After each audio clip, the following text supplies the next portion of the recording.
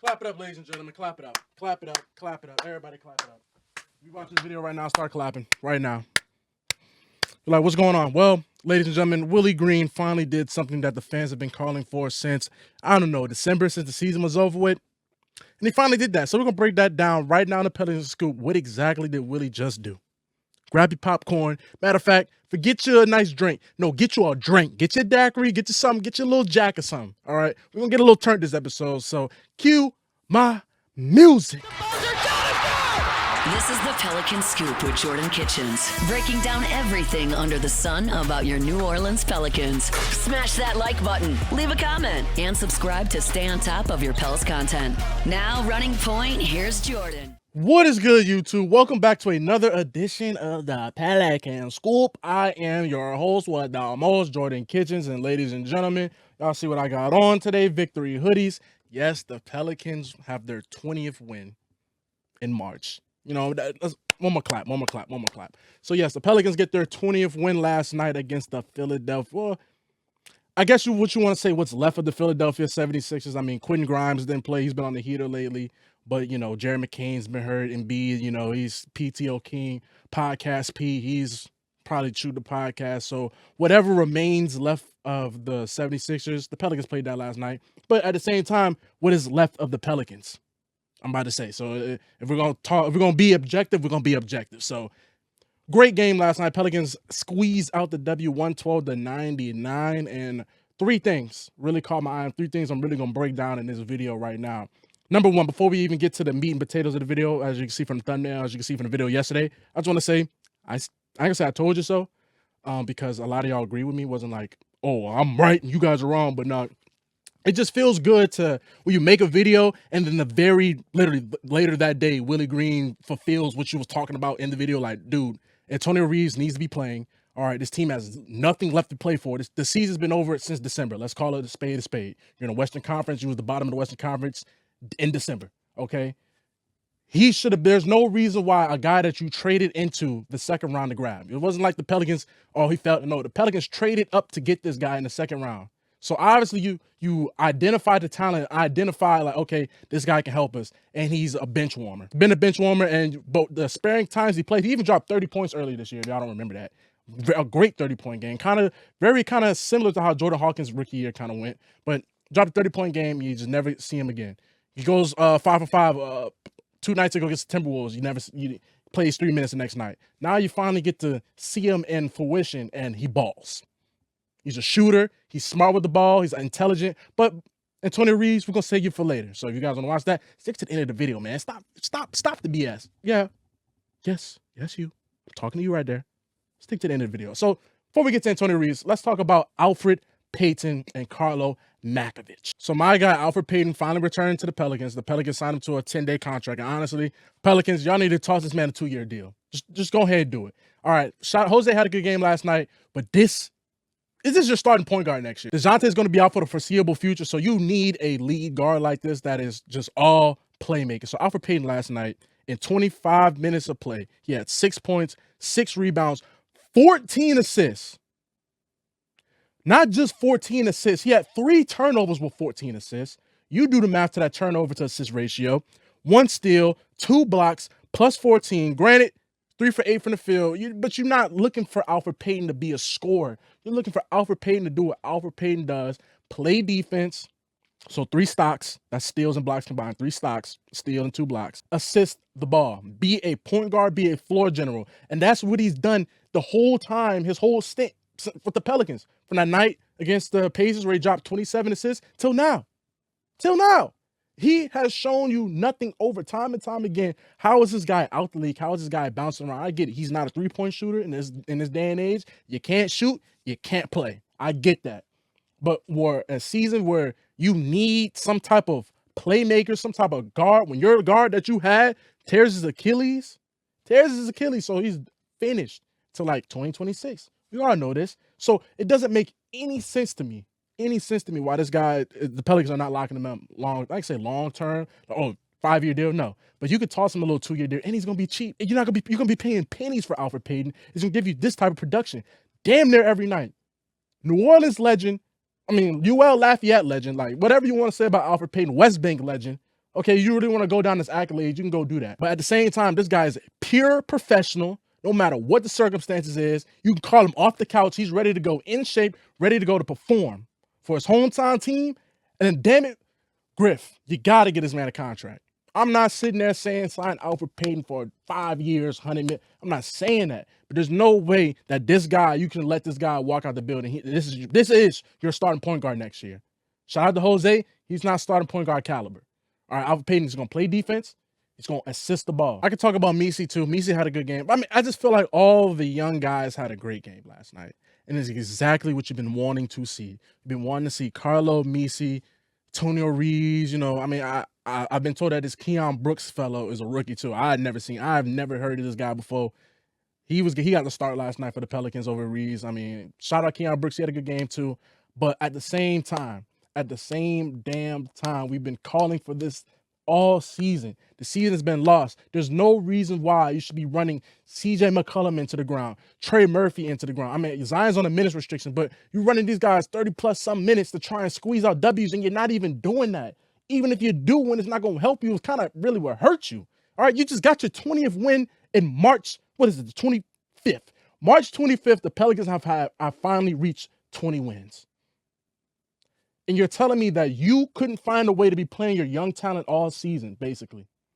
The season's been lost. It's been over. But yes, Carlo had a good game last night. He had 19 points, 8 rebounds, 3 assists, 1 block. He shot 3 for 4 from 3. That's right there is what you want to see the most. And honestly, but I do want to say this. I was a little harsh on the Kelly Olynyk, Bruce Brown trade because, like, you traded Brandon Ingram. This is the pieces you get back. And you might not be able to retain Bruce Brown. We shall see. You will have Kelly Olynyk. He's on a contract. I really love Kelly Olynyk. I really love his addition to this team. I mean, his IQ. Kelly Olynyk is like the perfect big off the bench for this team. He just knows what to do. You can put him in, you trust him. JRE had a good game last night too. I mean, everybody just had a good game last night. And it really goes to show what Elfrid Payton does. Because he sits there and elevates everybody else on the court. He really just has this, it's a different type of pace when Elfrid Payton is in. He's like a real throwback guard. Like a real, give him the ball, let him call the offense, set guys up. Hey, you come down here, you sit. That's like Elfrid Payton was running the show. And this is a guy you just grabbed right off the couch a couple weeks ago. Right? Elfrid Payton was doing podcasts with me and Dav. You know what I'm saying? And now this man is back on the Pelicans. You just love to see it. You love to see the dedication. All right, man. So let's get to the man of the video. I mean, really the man of the last 2 videos, the man of the hour, Antonio Reeves. And honestly, it goes to show you kind of need to judge books by their cover. And now hopefully Rob Dillingham and Reed Shepard find a way to, you know, salvage the careers like they're over, but they have been under kind of performing. Antonio Reeves is a part of that Kentucky team too, and he's honestly looks like the best out of the 3. We'll see. Only time will tell. Hopefully Willie can start playing him so he can really start showing you guys. But Antonio Reeves, start judging books by cover. Kentucky guard, hit. It's just too many examples of Kentucky guards being hits in the NBA.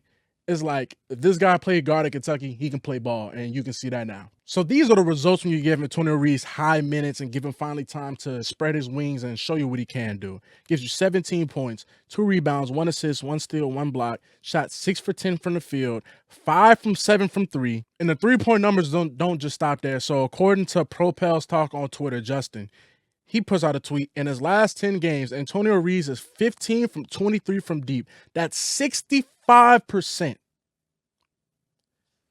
How has he not played more? How? It just doesn't make any sense. The Pelican season has been over with since the beginning of time. It feels like. Since the season started, the season was over with.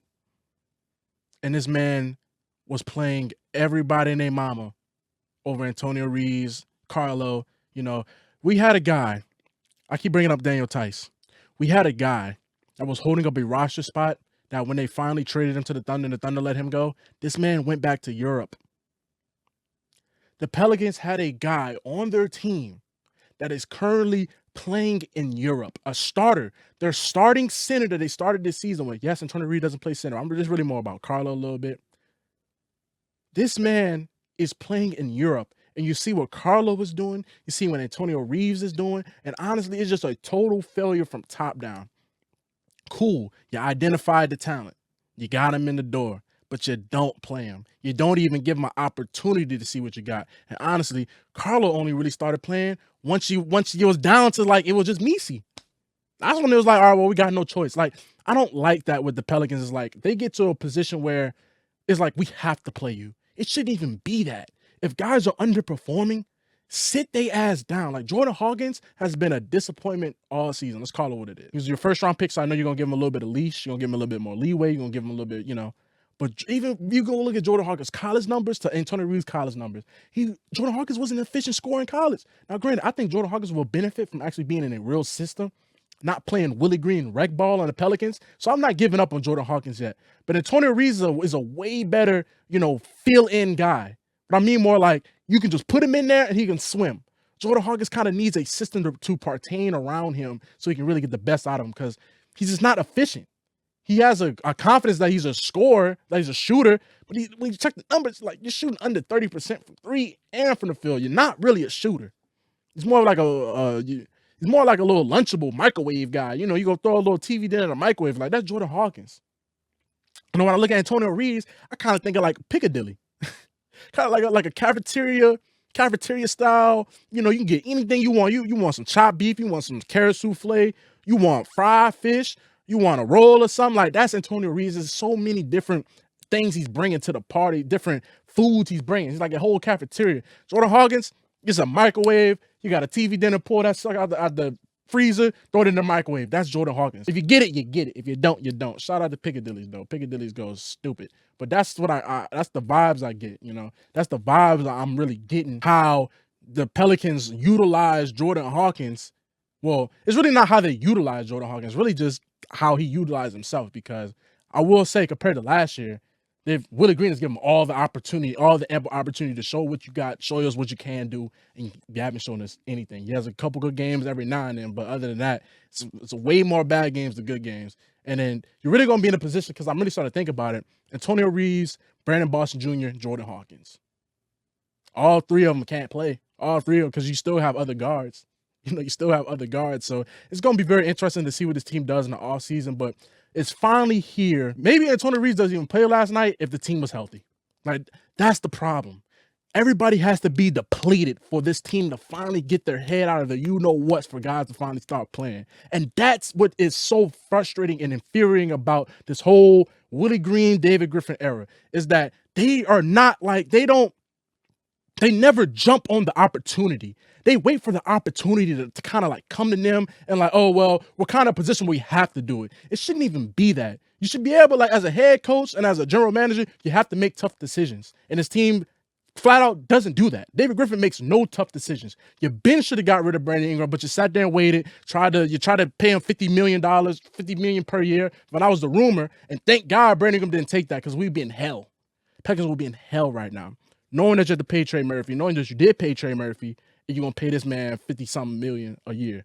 And granted, Brandon Ingram declined that, and he got deported to Canada. But the Pelicans are not proactive, man. It shouldn't have to come to this where the season's been over since December. I think they've been mathematically eliminated since January. And now you're finally starting to play your young guys to see what you got. Take a page out of the Wizards book. They've been playing the young guys damn near all season. And now down the stretch, they finally starting to get it. Bub Carrington, Alex Sarr. They're finally starting to figure Keontae George on the Jazz, the other George brother. His brother on the Wizards have been balling too. But, like, they finally starting to put things together. And that's just not what the Pelicans do. They sit there knowing damn well they have no opportunity to even try and make some type of push. They're going to sit there and run CJ into the ground 30-plus some minutes. CJ older than dirt. And they got CJ playing 35 minutes per game. Makes no sense. Just burning guys into the ground when you have young talent. This is a lost season. See what you got. They don't do it. Now they finally starting to do it. Now we're like, thank you, Willie. So y'all clap it up, man. Clap it up for Willie Green. Clap it for the Pelicans. I guess you want to say good W. 20th win. They play the Hornets coming up this weekend. That's going to be very important for lottery seeding wise. Who really wants to tank the worst. We're in another position because, when we played the Jazz earlier, the Jazz sat everybody.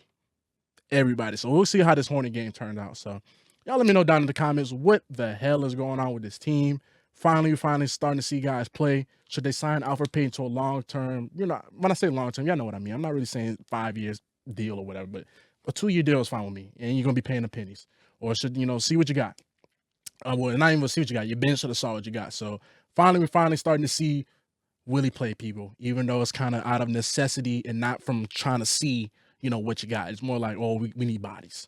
So y'all let me know down in the comments, man. Y'all let me know anything, man, because at this point, it's a lost season, and I'm just trying to give you guys quality content, it's thorough analysis content that, you can probably take a little bit of time, ease up your day, man. I'm just here to try to make y'all day a little bit better, man. So y'all just let me know, man, down in the comments, and I'm signing out. Peace.